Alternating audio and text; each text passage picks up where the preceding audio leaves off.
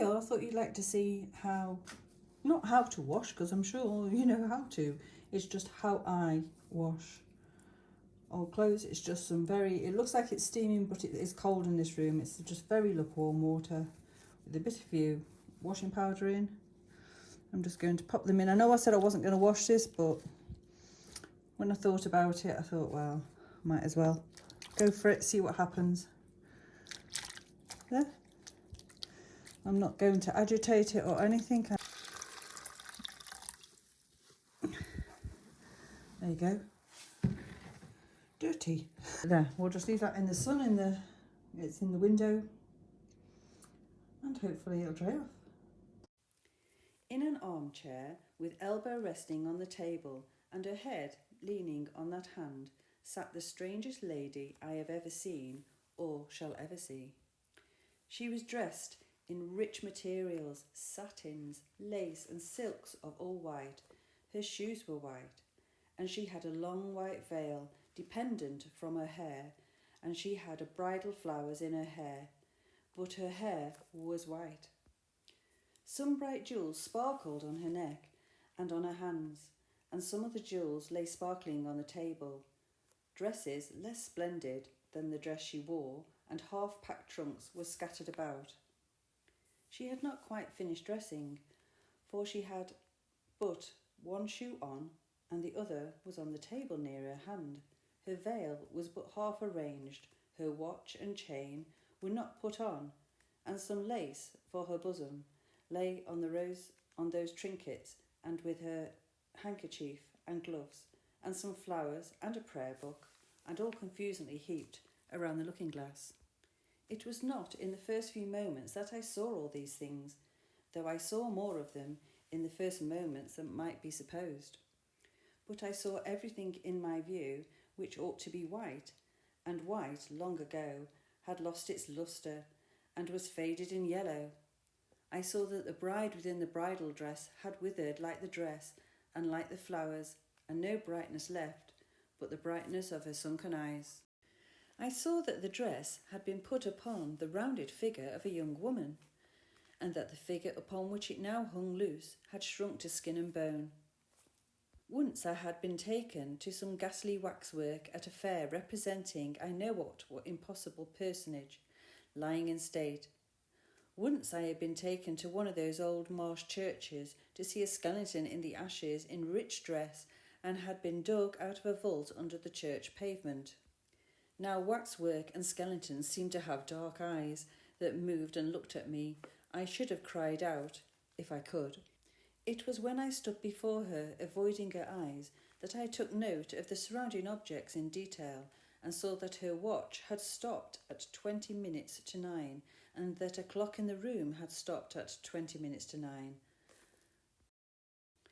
Before she spoke again, she turned her eyes from me and looked at the dress she wore, and at the dressing table, and finally at herself in the looking-glass.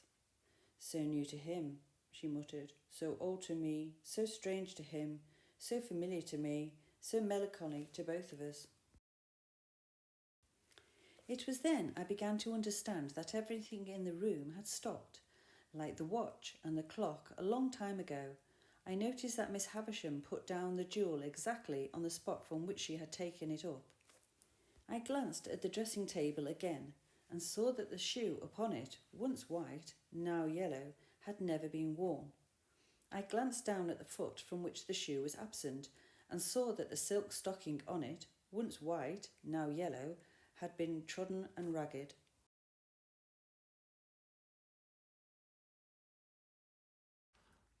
Okay, so that was them finished. I'll probably cut a little bit more off the bow ends there yet.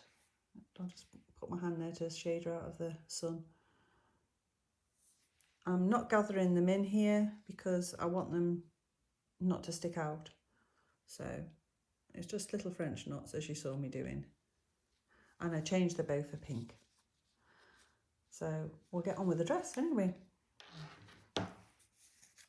Right, I'm doing hopefully, she says, a Georgian style dress, Regency, that type of thing. I was going to use this as it was. As you can see, there's quite a bit of fabric there. It's satin. I thought it was silk, but I'm pretty sure it's satin. Just because I've tried it on and it looks amazing, to be honest. It could really look good without doing a lot of work. But I think practically would look the wrong period for the doll I'm trying to, or the thing we're trying to emulate, which is Great Expectations, or Miss Havisham of Great Expectations. So I think best of all is to cut this and use this for the fabric, and I'm going to use this for the veil. It is a mess, and I'll probably put a bit on the dress as well. So I need to get on with it because it's Thursday. So this is probably going to end up going out on Friday. I can't imagine I'm going to get this done. But this is meant to be cut out on the bias. I don't know where the bias is on this fabric, but this piece seems to have the most stretch on, so I'm assuming maybe that piece is more biasy than the rest. So anyway, I'm going to put that on there like that, cut round it, and see where we go from there. And then there's no going back, is there? Let's hope it all works out. Oh, here goes for nothing. Well, there's no going back once this is done. I just hope it's the right thing to do.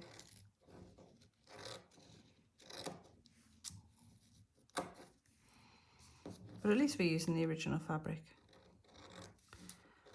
And this is really meant to be to the instructions for this particular pattern on bonded fabric, but I haven't got any, so it's going to be as it is.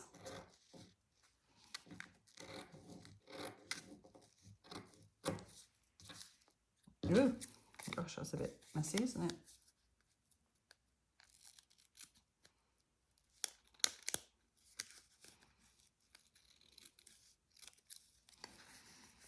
There. So I think before I do anything else, I'm going to make the skirt together. I can't remember what the instructions say, but that's the way I'm doing it. Right, we need 2 of them, so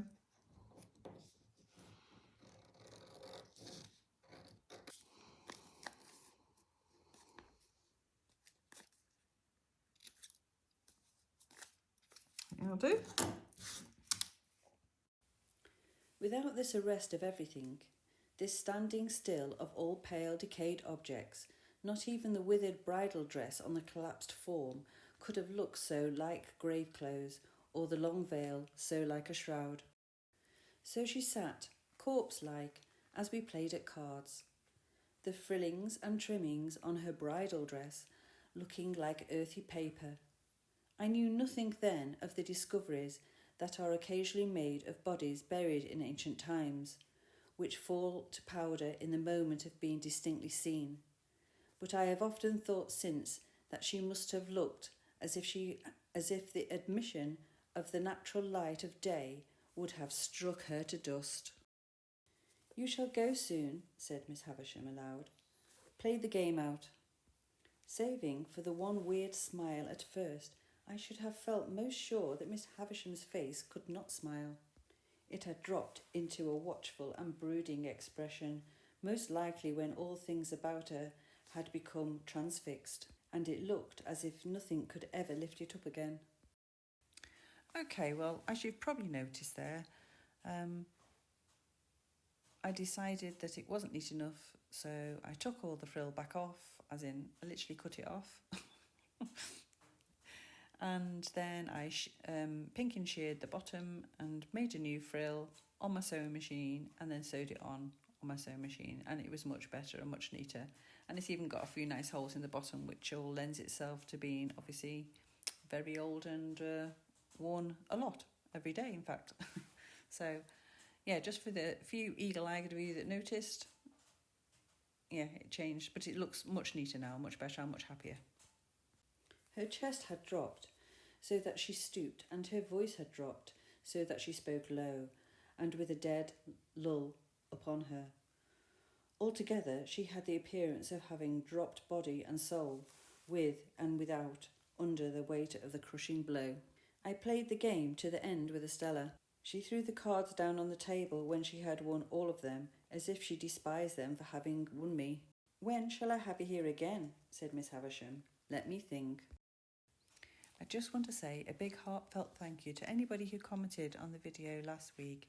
on the loss of my little fur baby, Clarence. It was really appreciated, as it was obviously a very emotional time for me. So thank you so very much. I'd also like to say that my videos will still go out on a Thursday or a Friday.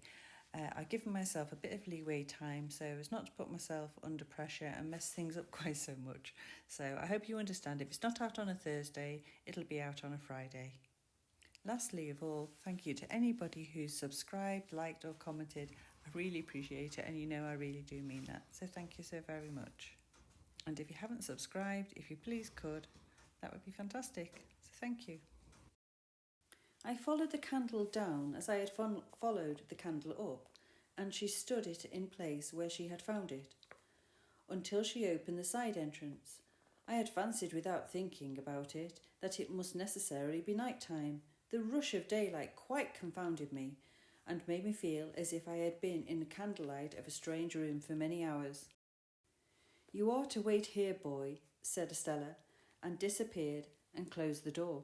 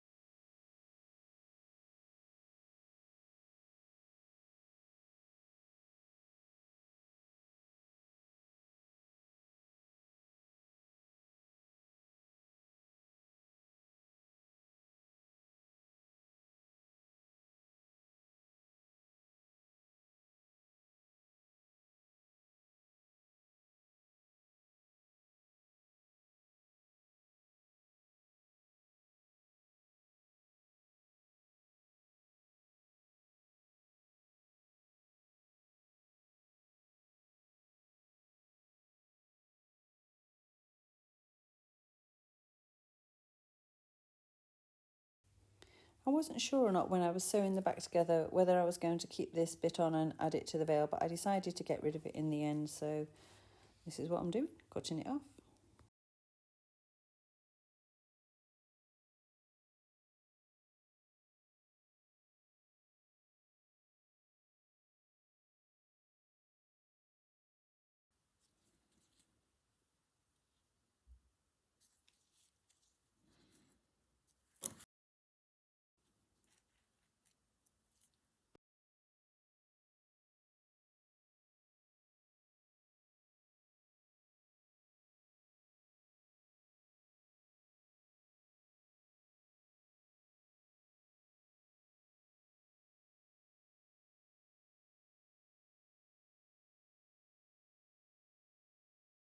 Okay, this has just come in the post. I know what it is, so we'll have a look at it together. Ooh, it's in a pretty box. I like. It's a very pretty box, isn't it? Hold on. Take the sides as well. Oh. Oh. There we go. Another dolly into the mix. Oh, she's cute. Oh, she's got pantaloons on as well. Very nicely done. Broken foot, obviously. We know this. Let's see. Yeah.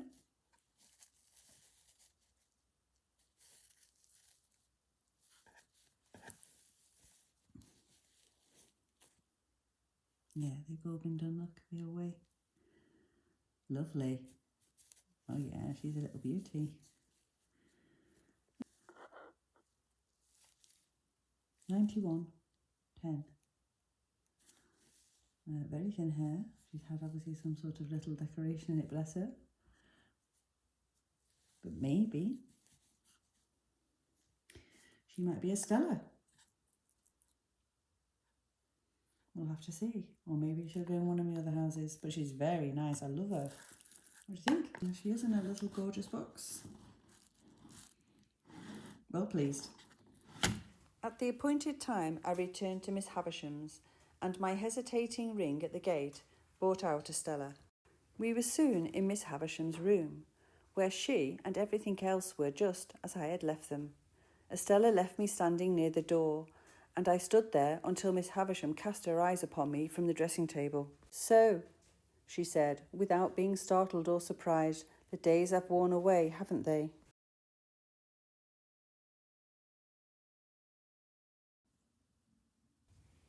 Once I finish getting this arm into place, or sleeve, I realise that actually it's inside out and it starts splitting the seam, and I leave it there for a while, and then once I've put the other sleeve on, I actually get rid of it and change it for a new one because it just wasn't right. "Yes, ma'am. Today is..." There, with impatient movement of her fingers. "I don't want to know. Are you ready to play?" I was obliged to answer in some confusion. "I don't think I am, ma'am." "Not cards again?" she demanded with a searching look. "Then go into that opposite room," she said, pointing at the door behind me with her withered hand, "and wait there till I come." Pip crossed the staircase landing and entered the room she'd indicated. From that room, too, the daylight was completely excluded, and it had an airless smell that was oppressive. A fire had been lately kindled in the damp old-fashioned grate, and it was more disposed to go out than to burn up, and the reluctant smoke which hung in the room seemed colder than the cleaner air. Certain wintry branches of candles on the high chimney-piece faintly lighted the chamber, or it would be more expressive to say faintly troubled its darkness. It was spacious, and dare I say, had once been handsome, and every discernible thing in it was covered with dust and mould and dropping to pieces. The most prominent object was a long table with a tablecloth spread on it, as if a feast had been in preparation when the house and all the clocks had stopped together. A centrepiece of some kind was in the middle of this cloth. It was so heavily overhung with cobwebs that its form was quite undistinguishable. As I looked along the yellow expanse out of which I remember, it seeming to grow like a black fungus, I saw speckled-legged spiders and blotchy bodies running home to it, and running out from it, as if some circumstance of the greatest public importance had just transpired in the spiders' community.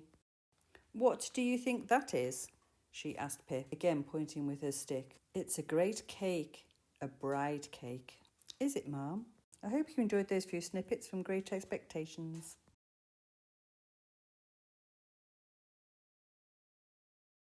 Well, this is it. For the moment anyway. She's not really quite finished. She needs some jewellery, she needs some flower in her hair, and a few bits and pieces touching up here and there. But I think overall, she's not too bad. As you can see, she has her veil, which is completely tatty.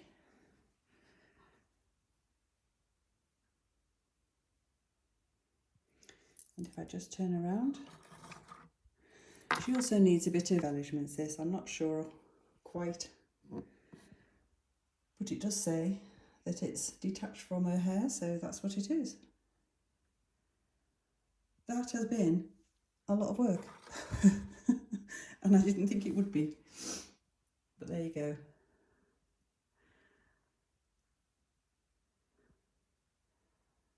And I said we were decorating the living room just out of curiosity. That's my new wallpaper. Beautiful, isn't it? Anyway, enough of that. So anyway, we'll get her finished off not next week, but in a few weeks' time, we'll make all her little embellishments that she needs. But I think all in all, not too bad. And you can just see the little bits of pink and that coming through. So that's probably what I'll pick up on. Anyway, thanks again for watching.